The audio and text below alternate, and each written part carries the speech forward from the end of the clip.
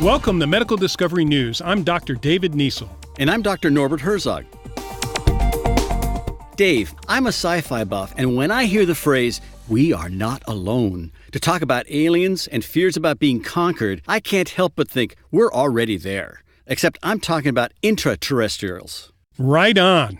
You're talking about our microbiome, the microbes which are mostly fungi and bacteria that outnumber our own cells by more than 100 times. Exactly. You could argue that these microbes already exert a huge influence on us. Changing their makeup can cause obesity, irritable bowel syndrome, skin diseases, and even affect our moods and behavior. That's why one area of biomedical research now explores connections between the microbiome in our gut and the health of our brain, the so-called gut microbiota brain axis. They've already discovered that communication between the microbes and the brain is bidirectional.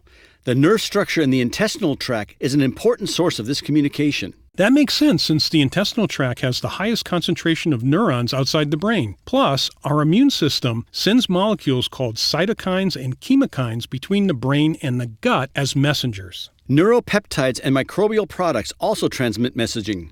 Disrupting all this communication may lead to ADHD, depression, anxiety, and autism spectrum disorder. There is accumulating evidence that a subclass of probiotics called psychobiotics can affect cognitive function. Certain bacteria may lower anti-inflammatory effects in the brain to make it more resistant to stress. We're only beginning to understand this complex relationship, and I say more power to the intraterrestrials.